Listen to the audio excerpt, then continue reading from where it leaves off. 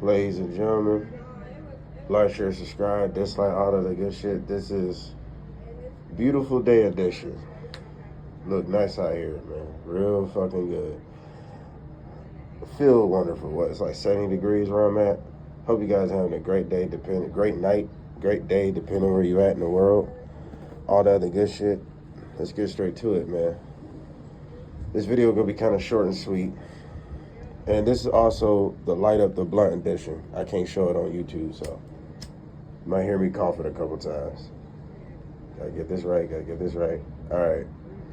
The WWE sucks. It's that simple. The WWE is probably at its worst it's ever been.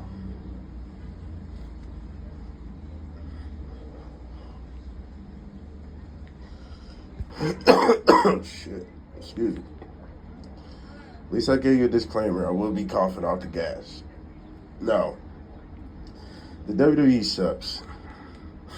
At this current state, it's probably as worst as ever been. One of the worst times. Since the beginning of the PG era. I'll never forget. It was like 2008. At the end of 2008, beginning of 2009. That's when I stopped watching.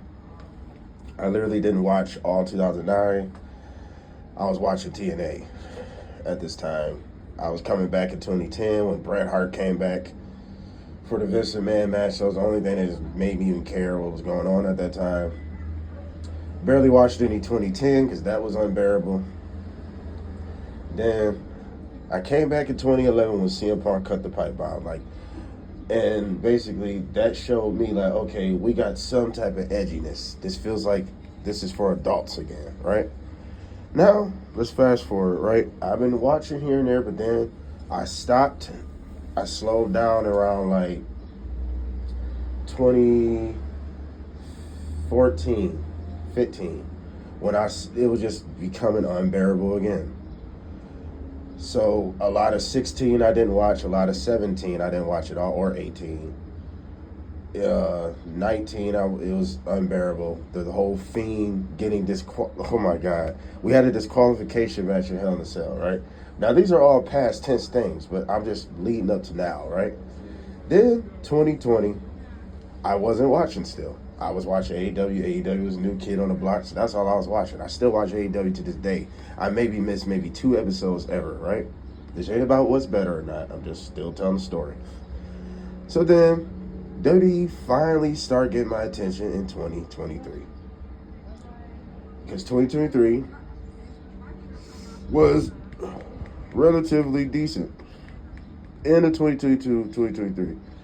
Then 2024 come around, and 2024 actually gave me the goosebumps of 2007 and 6 and 8, where you never knew what was going to happen, when something was going to happen. It was always something. It was something that kept you on your feet somewhere, right? That's when gimmicks was alive and all this other shit, right? But then here we are in 2025, the present day, and WrestleMania happened already, Royal Rumble happened already, all the big shit that's supposed to give you the goosebumps, all the shit that's supposed to give you all those jitters in your stomach. Definitely, you've been a wrestling fan for so many years. You gonna look around and be like, damn, WrestleMania, Royal Rumble. You know, Royal Rumble's the beginning, so you're like, oh yeah, here we go. This basically is like, this is why we're a fan. Shit like that. Feel me? This was the easily worst WrestleMania since WrestleMania 27. And honestly, WrestleMania 27 was better. And the only thing that made WrestleMania 27 better than WrestleMania 41, we still had the streak. We still had Triple H and Undertaker. If it was nothing else on that, because it wasn't nothing else on that card that meant anything, that meant something, because the streak was still alive. So we still had a selling point. We still had something to look forward to at WrestleMania. That main event, John Cena versus Miz, John Cena versus Cody. Ironically, John Cena's in both main events. Horrible, horrible matches. One of the worst John Cena matches in his career. And John Cena has plenty of great matches. That's why I don't understand the idea of you can't wrestle. Actually, logically, how does that irritate him when he proved to the marks damn near 20 years ago that he does this. That was like 10 years ago, bro. 2015 is on YouTube, the WWE Vault, which is one of the best things about YouTube, WWE Vault. I recommend that to any wrestling fan. They got the whole fucking John Cena US Open Challenge. That reminds you of how good this guy was and why he's one of the greatest. So logically, why does that make sense to irritate John Cena in today's time, right? That you can't wrestle. That goes back to the dynamic of why WWE sucks, right? It's so based on wrestling. Like, over the top, where it's like, it's not to the AEW level, but AEW does it better if you ask me. AEW base their foundation on wrestling a lot better. They are garnished and they are aimed towards a much older audience, to the hardcore neckbeards and whatever you want to call them. That's who they're really aimed for. They're not aimed for everybody else. I already got a video saying why I gave up on AEW, not watching it. I gave up on the idea AEW might ever be mainstream. It might be new management one day. Tony Khan might snort a good line, and he might be like, you know what, it's time to go mainstream. That's why I said might. I gave up on the idea. I gave up on the idea of them being mainstream, WWE light, where they are aiming for a bigger audience. I gave up on that idea. But I haven't gave up on AEW. Same thing with WWE. WWE sucks, but I'm never going to give up on it. You know, if you're a wrestling fan, bro, it's hard as fuck to get off this drug. It's hard as shit. Definitely when you have generational love, your brothers, your family watch this, now it passed down. My nephews, you know what I'm saying? I passed it down to my nephews and shit. So, this is a traditional thing for me. Shit, wrestling is all I really like love, like really like watch. You feel me? Like I really pay attention to. I like UFC, I like boxing. Those are the only things I like. I like combat sports. And this is a theater meets combat sports meets an action movie. Meets reality TV with more promising action and not, you know what I'm saying? I say wrestling is the realest shit on TV because it never told you this was real. Now they're trying to reverse it and basically tell you how fake it is at the same time how real it is. It's fucking confusing. This is why the crowd is in a transition right now. This is the reconstruction era of WWE. Whether it does make the product suck, but this is the reconstruction era. They are reconstructing the mind frames of how our wrestling fans work today. They are making us okay with mediocrity. They are making us okay with minimum wage of booking. They're making us okay because they look at it, this TKO, these guys that's got beds made out of money, legit money. These guys are looking at it like, bro, WWE's worth a lot of money. We could just milk it out for everything it's worth. That's why it's 1,000 fucking, it's 1,000 sponsors all over the ring. There's 1,000 ads. That is selling points. That is trying to sell to the best, to the greatest buyer, to the highest bidder, the greatest investor, and the highest bidder. And it's also paying bills with those ads. All those sponsorships, that's paying bills, baby. They making money because WWE is a global phenomenon.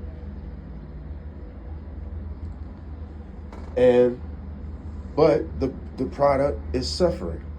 Now, whatever happened in 2024, that kind of just shows me the power structure didn't begin until 2025, maybe late 2024.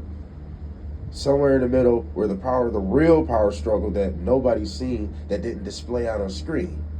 I'm over here rhyming and shit. But a lot of people start saying there's a power struggle with The Rock doing what he did at WrestleMania this year, not showing up, although you initiated the feud. You initiated the biggest, quote-unquote, heel turn since Hulk Hogan.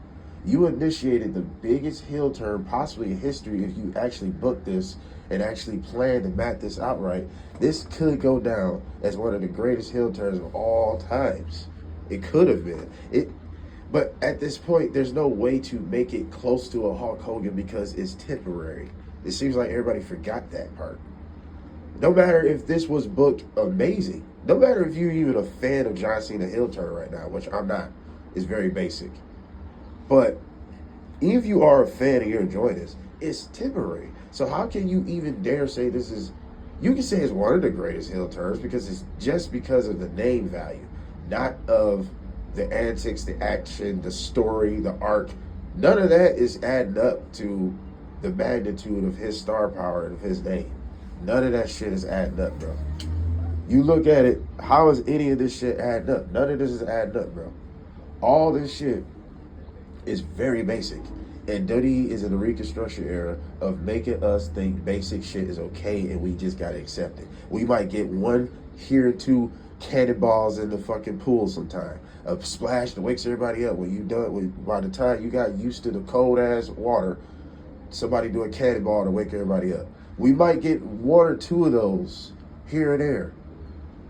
And I'm not asking every day got to be a big old splash, a cannonball from 600-pound swimmers. I'm not saying that. I'm saying, why can't we just get a little ruffles in the waves as well sometimes? Just give us some shit to stick our teeth into, to sink our teeth in. You book your champions like fucking shit. You book champions like shit. Jey Uso, I'm not even talking about him. I'm not doing what everybody else do. Everybody just rush in and be like, oh, Jey Uso title runs are horrible already. It ain't even been 3 months. I'm like, dude, this shit ain't making no sense, bro. It ain't even been 3 fucking months. How do you judge something that's not even at least 3 months? He just fought Logan Paul. This is what, a month? Something like that. It's what, probably 2 months now, right? Because he wants his WrestleMania. Okay. Still, that's not even enough time if you ask me. It ain't been 3 to 4 months though, bro. So that's not enough time. That's not enough time. Y'all know that's not enough time. You should start judging this title run by 5 to 6 months if it go that long. Maybe even 4. Especially if it's been a lot going on. But it's like, come on, bro. Y'all just rushing too much. Now, I had to defend Jey Uso, but that doesn't mean WWE don't suck still. The WWE just booked their champions like shit because you put them in qualifying matches and they losing them. First of all, why are they even in a qualifying match? They're a champion. All these motherfucking people that sit around that you easily can job out in a qualifying match, why is the champions even being risked or even put at risk to lose value because they're getting pinned? You had Zelina Vega, the U.S. champion, get pinned in a qualifying match. How does that help the title? Please, anybody explain that. You had Lyra Akira qualify. What was that? Was it a ladder match or was it an elimination chamber she was trying to qualify and lost? Why? What sense did that fucking make? Wasn't Jacob Fatu in the qualifying match? He didn't get pinned, but it don't matter. He's on the losing end. Why is he even in the match? Why? Why is a champion in a qualifying match? Since when they start doing that? The only way a champion should be in a qualifying match is if they're going to win. That's it. Because other than that, it makes no fucking sense. If you're not trying to give them an uber push to make them look monstrous, then there's no point of putting them in a qualifying match. If it ain't some story, some feud, they're beefing with somebody in a qualifying match, then that'd be the reason why they lose. That makes way more logical sense, don't it? But logic does not exist in the new world of WWE. Because whoever's booking this has a simple formula. We're going to cater to the internet, even though we told the internet to fuck off. Even though we told the internet, damn, I almost got distracted, y'all, because that ass was crazy down the street. My fault. Jeez. Anyway. Where was I at? Damn, I got distracted. But still, the formula is very simple. Give you the matches that the internet like. Because now the matches are about 10, 15 minutes long. Some of them for no damn reason. This is so unlike WWE to do that. But it's funny, AEW does it is a problem. WWE's doing literally the same shit. It's just, WWE's basically AEW with better production. The fact that it is WWE automatically makes it win because it already have leverage. It already has a spot in our heart. AEW is only 6 years old. It's just learned how to ride a bike. It just got in second grade. You got to think it's small, bro. It's gonna take a minute. WWE did not become a global phenomenon in 6 years. It took them about 60 plus. It took them years to get here, bro. To get to this level, to even be on a Netflix. Now, anywho, they're going to give us the matches. They're going to give us mediocre stories. They're going to give us repeat of stories. Judgment Day is doing the same thing they just did. Judgment Day is doing the same thing they just did. Don't sit here and tell me they're not. Basically, Rhea Ripley is Liv Morgan, and Raquel is Liv. Liv Morgan is Rhea Ripley. Raquel is Liv Morgan in this story. Finn Balor is behind it again. Because remember, they never followed up on it. Finn Balor took the hotel key. Remember that?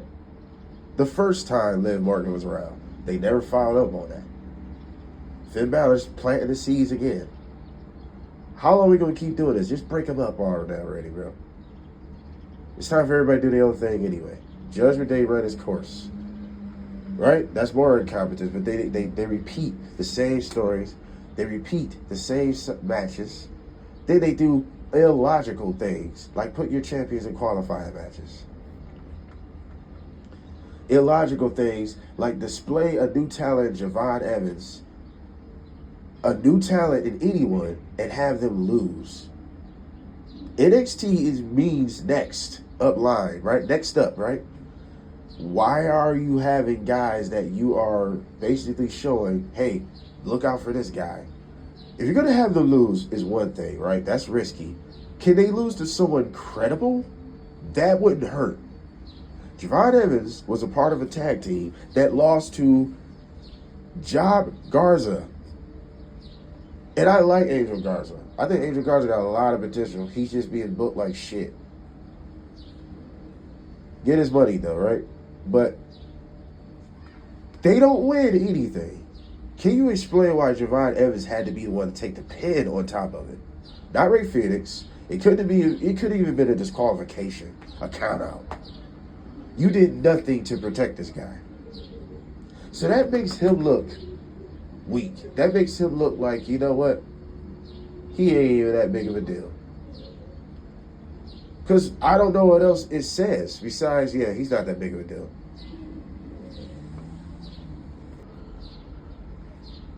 It's incredible that the bare minimum WWE gets away with and people are eating it up. Why? It's generational love. It's an addiction. You know, if you're a wrestling fan, it's hard to stay away from this shit. You're a fan of anything. Football can piss you off. Your team ain't been with it for 4 years, but is you gonna stop watching? No. You even gonna find other teams to like because you fucks with NFL. You fuss with football. You fuss with the NBA. Whatever you fuss with, that's what it is. Every man needs their sport. Every man needs their hobbies. I recommend that shit. Sometimes your hobbies gonna suck. Well, not your hobbies, but your interests and things you like that you can't control, but you like them. They're gonna suck sometimes. I'm not trying to give them excuse because there's no excuse for this. But I'm hoping this is just one of those years that they are rebuilding everything in 2026 or the rest of the 2025. As I record this, become even better. Anything can happen. That's the beauty about wrestling. But the WWE has been sucking very badly. Very, very badly, and it's unbearable sometimes. It really is. I can't even get myself to watch a full show. I can see interesting matches and shit. We just like, but the overall what WWE was when I was coming up, where there was very story driven, and they were like 50-50 wrestling. Because I grew up in the Ruthless Aggression era, and there was a lot of good wrestlers and good matches, and there was a lot of focus on good in-ring quality type guys, but they had personalities though. Eddie Guerrero wasn't just a big muscle-bound mid-card guy. He was very charismatic, very funny, very entertaining, a hell of a wrestler. We don't really have that much that today. People are just good in the ring, and then the visuals, fine, wrestling's for everybody. But then we have a lot more of these just basic looking ass people that don't, and then even how they look comes off bad sometimes. But damn, y'all don't even put in the effort to make them interesting.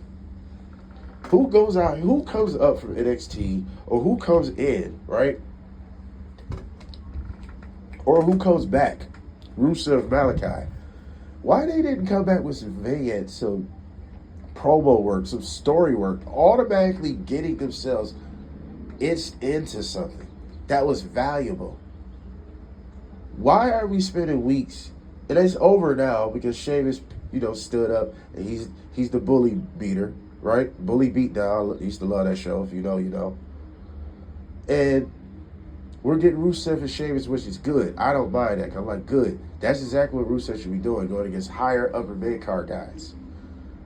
Sheamus is nobody better that can get you over and give you a legitimacy of ass kicker. Because Rusev needed. Because you spent weeks of Rusev actually beefing with the fucking Alpha Academy. Break up the Alpha Academy. It ran its course.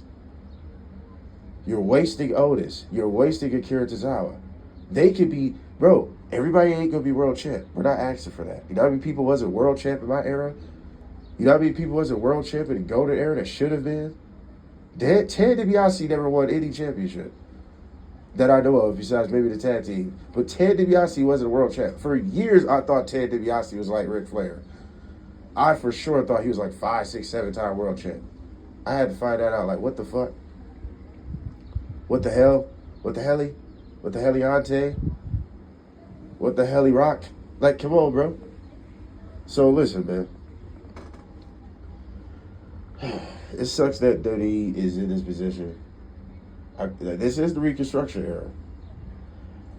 But man, I hate what the product, I hate that the booking and everything has to suffer during this Reconstruction era. And I know that may come off as an excuse. Maybe it is, but that's really what it is, bro.